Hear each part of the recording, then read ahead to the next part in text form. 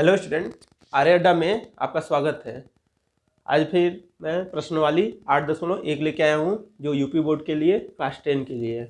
इसके पहले हमने 8.1 से संबंधित जितने थ्योरी पोर्शन थे उसको देखा था। अगर आपने ये वीडियो नहीं देखा है तो जाके देखिए, प्लेलिस्ट में अवेलेबल है। और अब हम प्रश्नवाली 8.1 का सवाल करेंगे। जो पहला सवाल क्या है, त्रिभुज ABC में जिसका कोण B समकोण है। किसमें? त्रिभुज ABC में। तो हम क्या करेंगे, पहले त्रिभुज ABC बनाएंगे। क्या बनाएंगे? त्रिभुज ABC बनाएंगे। और इसमें क्या बोल रहा है? कोण B समकोण है, तो इसको हम B मान लेते हैं। फिर ये क्या है? ABC हो जाएगा। ABC त्रिभुज बना लिया हमने, और इसका कोण B क्या है? समकोण। फिर हमको क्या दिया हुआ है? AB बराबर 24 सेंटीमीटर। तो AB कौन सा है? ये AB बराबर 24 सेंटीमीटर और BC बराबर 7 सेंटीमीटर। BC कौन सा है? ये 7 सेंटीमीटर। तो हमको क्या पता है? पहला ये लंब, ये क्या है? लंब दिया गया है। और ये क्या है? आधार। लंब और आधार दे दिया गया है। तो क्या निकालना होगा हमको? कर्ण। क्या निकालना होगा? कर्ण निकालना होगा। और इसके पहले जो वीडियो जो मैंने लेक्चर दिया था उसमें पाइथागोरस थ्योरम का पूरा डिटेल में बताया था, तो वहां से हमको कर्ण निकालना होगा। तो कर्ण निकालने का सूत्र क्या है? कर्ण स्क्वायर बराबर आधार स्क्वायर जोड़ लंब का स्क्वायर। तो कर्ण बराबर क्या हो जाएगा? आधार स्क्वायर जोड़ लंब का स्क्वायर करनी में हो जाएगा। तो हमको आधार पता है। आधार क्या है? 7 का स्क्वायर जोड़ लंब पता है। लंब क्या है? 24 का स्क्वायर। 7 का स्क्वायर 24 का स्क्वायर। फिर इसके बाद 7 का स्क्वायर करेंगे तो क्या हो जाएगा? 49। 7 का स्क्वायर करेंगे तो 7 गुने 7 प्लस 24 गुने 24, तो 49 हो जाएगा। और 24 का देखिए स्क्वायर करने पे क्या आता है? 24 का स्क्वायर करेंगे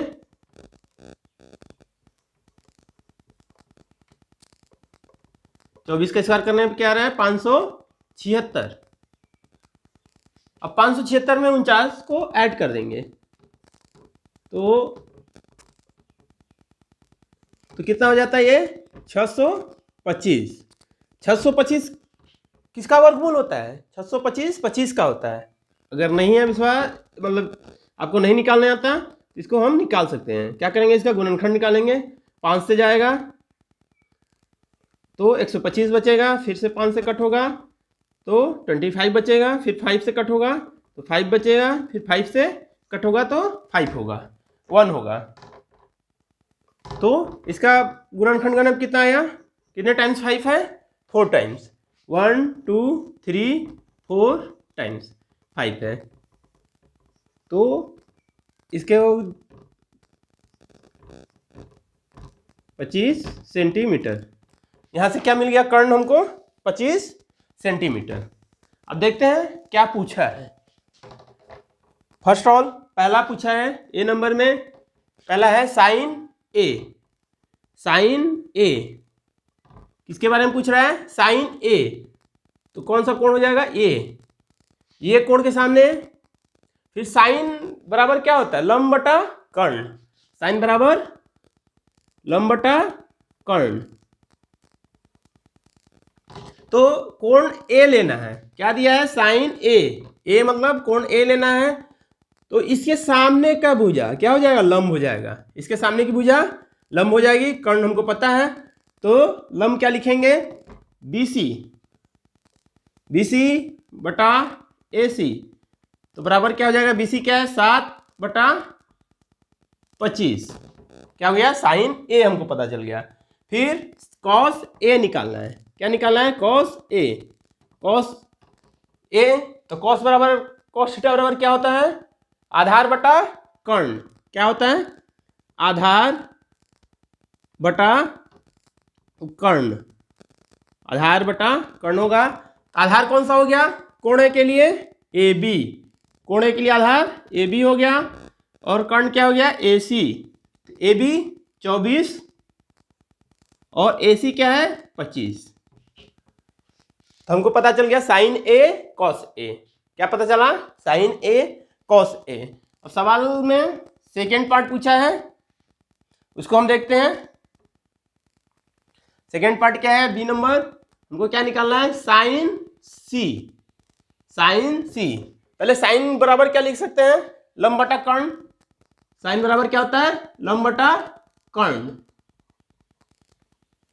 तो अब हम क्या कोण ए देख रहे थे, अब यहाँ पे कोण ए ना देख के क्या देखेंगे? कोण सी। कौन सा कोण देखेंगे? कोण सी। सी के सामने की भुजा क्या हो जाएगी? लंब हो जाएगी। सी के सामने की भुजा क्या होगी? लंब। तो यहाँ पे लंब क्या हो जाएगी? A B. लंब क्या है? A B. और कर्ण ए सी। लंब क्या है? ए बी, कर्ण ए सी। तो 24/25 हो जाएगा। ये क्या हो जाएगा? 24/25। फिर नेक्स्ट हमको क्या निकालना है? कॉस सी। क्या निकालना है? कॉस सी। कॉस बराबर क्या होता है? आधार बटा कर्ण। क्या होता है? आधार बटा कर्ण। तो हमको कोण सी देखना है। कोण सी के लिए लंब क्या था? A B. आधार क्या हो जाएगा? B C. आधार बी सी हो जाएगा और कर्ण ए सी हो जाएगा। तो बी सी का मान क्या है? 7 और ए सी का मान क्या है? 25। हमने 25 निकाला था। तो स्टूडेंट ये पहले क्वेश्चन का सॉल्यूशन हो गया। फिर से देखते हैं, हमको क्या दिया गया था? त्रिभुज दिया गया था एबीसी। त्रिभुज एबीसी दिया गया था, उसका बी कोण समकोण था। और क्या दिया गया था? ए बी बराबर 24 सेंटीमीटर और बी सी बराबर 7 सेंटीमीटर। और हमको sign A cos A sign C cos सी का मान निकालना था। पहले हम क्या पहले हमको क्या पता हो गया? हमने वैल्यू रखा तो पता हुआ लंब का मान दिया हुआ है और आधार का मान दिया हुआ है, तो कर्ण का निकालना है। तो पाइथागोरस प्रमेय के द्वारा हम क्या निकालनी है? कर्ण का मान। कर्ण का मान निकालने पे क्या आया? कर्ण 25 आया। तो अब 3 चीज हमको पता चल गया, लंब पता चल गया, आधार पता चल गया और कर्ण। फिर सवाल का आंसर गए साइन ए। इसमें कोण ए दिया हुआ, तो यहां से हमने कोण ए को देखा। कोण ए के सामने की भुजा लंब और कोण ए से लगी हुई भुजा क्या आ जाएगी? आधार। तो साइन ए लंब बटा कर्ण, तो बी सी बटा ए सी हो गया। फिर कॉस ए आधार बटा कर्ण होता है, तो ए के लिए आधार क्या हो जाएगा? A B. Aadhaar A B और कर्ण ए सी, 24/25।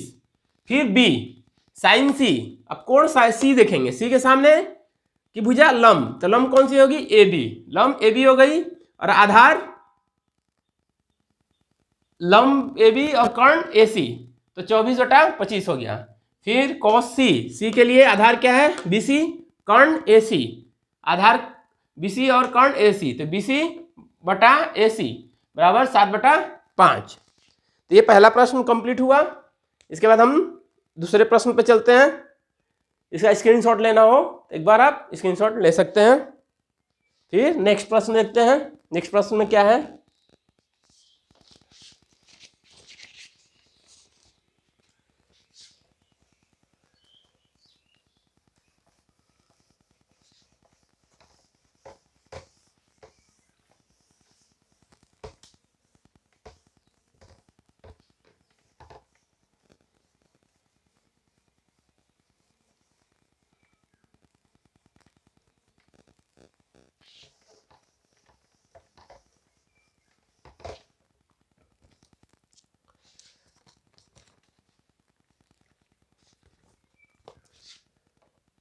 प्रश्न नंबर 2, आकृति में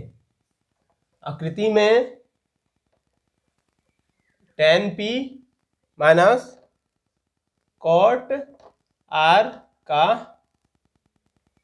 मान ज्ञात कीजिए। tan p और cot r का मान ज्ञात करना है। आकृति क्या दिया हुआ है? आकृति ये है P Q R। आकृति क्या है, पी क्यू आर, और ये 13 सेंटीमीटर दिया हुआ है और एक 12 सेंटीमीटर। यही दूसरा सवाल है, इसमें आकृति दे दी गई है और 2 का हमको किसका मान दिया गया है, कर्ण। किसका मान दिया है, कर्ण का, और ये किसका मान है, आधार, सॉरी कर्ण नहीं, आधार नहीं, ये लंब का मान है। तो हमको आधार का मान निकालना होगा। किसका मान निकालना होगा, आधार का। तो फिर हम पाइथागोरस प्रमेय के द्वारा जाएंगे, लिखेंगे क्या होता है, कर्ण स्क्वायर बराबर लंब स्क्वायर जोड़ आधार का स्क्वायर। तो आधार हमको निकालना है, तो डायरेक्ट लिख सकते हैं आधार का स्क्वायर बराबर कर्ण का स्क्वायर माइनस लंब का स्क्वायर। लंब इधर चला गया इसलिए ये माइनस हो गया। तो अब आधार निकालना है, तो कर्ण का स्क्वायर माइनस लंब का स्क्वायर कर्णी में। तो कर्ण क्या है, कर्ण 13 है, 13 का स्क्वायर, लंब क्या है 12, लंब क्या है 12। अब 13 का गुना 13 में करेंगे, स्क्वायर का मतलब उसी संख्या का उसी में दोबारा गुना होता है। 13 का गुना 13 में, 12 का गुना 12 में। 13 का गुना 13 में करेंगे 169 हो जाएगा, 12 का गुना 12 में करेंगे 144 हो जाएगा। फिर ये 25 बचेगा, क्या बचेगा 25। तो 25 को लिख सकते हैं 5 गुने 5, तो क्या हो जाएगा 5 सेंटीमीटर। तो आधार क्या आ गया, आधार 5 सेंटीमीटर आ गया। अब सवाल पे क्या पूछा है, सवाल में क्या पूछा है, tan p minus cot r का मान निकालना है, का मान पता करना है, tan p और cot r का। तो यहां से देखते हैं tan p, पहले tan थीटा बराबर क्या होता है, tan थीटा बराबर लंब बटा आधार। tan थीटा बराबर क्या होगा, लंब बटा आधार। tan थीटा बराबर लंब बटा आधार। अब हमको कौन सा कोण देखना है, कोण P देखना है। कौन सा कोण देखना है, कोण P। P के सामने की भुजा लंब, P के सामने की भुजा लंब।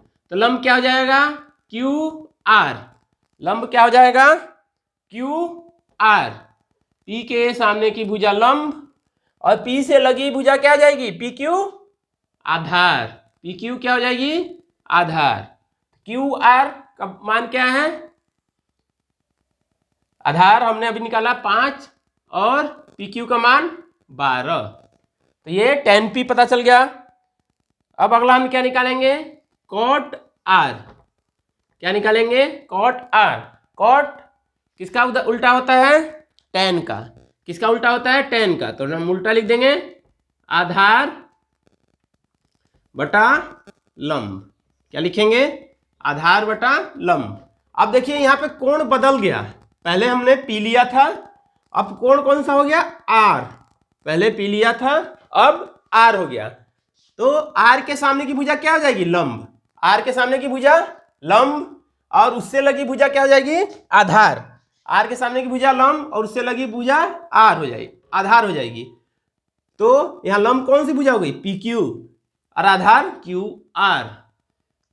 तो आधार QR हो गया और लंब क्या हो गया, PQ।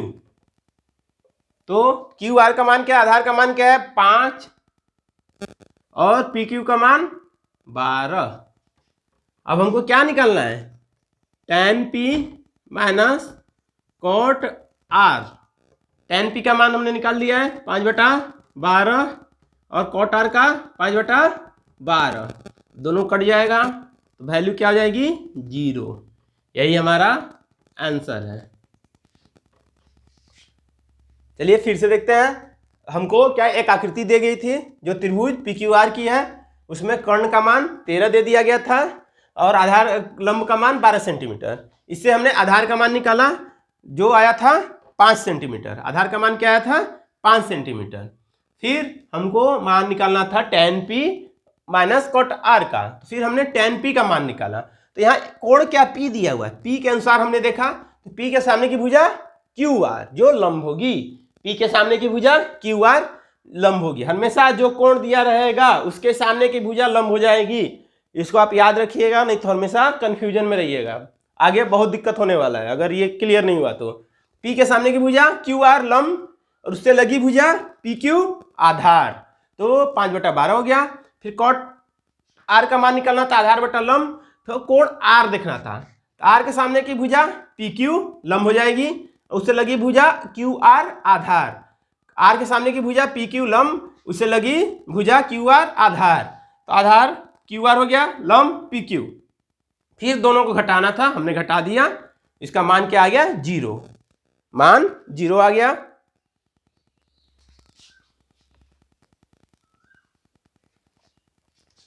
तो स्टूडेंट आज यहीं तक, नेक्स्ट वीडियो में नेक्स्ट देखेंगे हम, और ऐसे करते करते पूरा ट्रिग्नोमेट्री और मैथ कंप्लीट होगा। कुछ दिन में आपका साइंस का भी क्लास स्टार्ट हो रहा है, तो बने रहिए, फॉलो करिए, और वीडियो अच्छा लग रहा है तो अपने दोस्तों के भी शेयर करिए। Thank you.